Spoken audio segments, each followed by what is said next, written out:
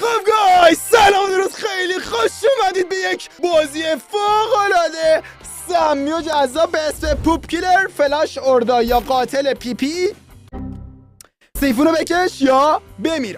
قاتل پیپی یه مجموعه بازی بود که قدیمی هم هست، پر مثلا 2-3 سال پیشه، شبیه بازی فرت قدمیه که توی استیم نبود، یه سایتی بود که نمیشد خرید و ما هم نرفته بودیم. این نسخه شدیده و توی استیم هم اومده و ما هم قراره امروز بریمش. تازه اومده، بازی بسیار سمی از این بازی فرت قدمیه، اما خیلی مریضه بازیش، از اسمش دیگه بفهمید دیگه، قاتل پیپی. قبل از شروع کار تلگرام، اینستاگرام، روبیکان نوردون با کنید، لایک ویدیوتون نره، کامنت هم بذارید تا بازش رو بکنید. بریم برای بازی. Let's do this.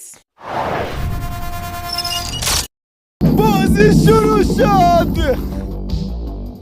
واقعا یه مریضه، هیچ ایده راجبش دارم، تا حالا بازی نکردم ولی بازی به شدت میدونم سم و عجیبه.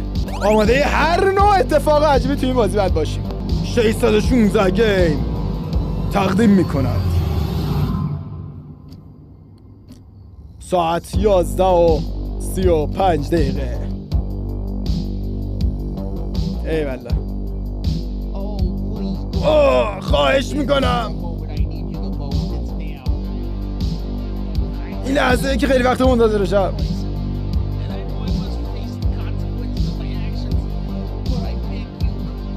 خواهش میکنم، قول میدم آدم خوبی باشم. منو تو این لحظه ول نکن، خواهش میکنم. دعا میکنم. چه سمیه؟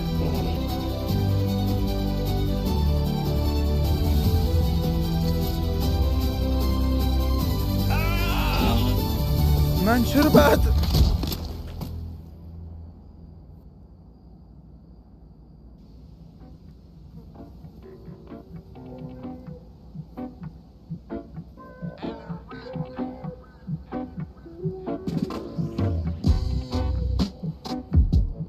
واقعا این چی بود الان؟ این دنیا واقعا نابود، کپک زده دیگه. نگاه کن، همه جا رو میبینی پر دود، موشای کثیف و برای همه عادی شده. خیابونای نیویورک همه جا پر از مواد و سه افتضاح. کلا اوضاع خیلی خیته. ولی من این بقیه نیستم.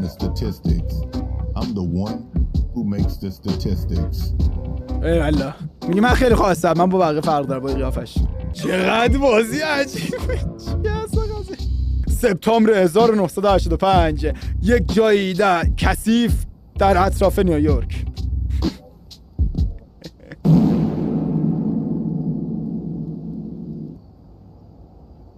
من واقعا عذر میخوام بابت شروع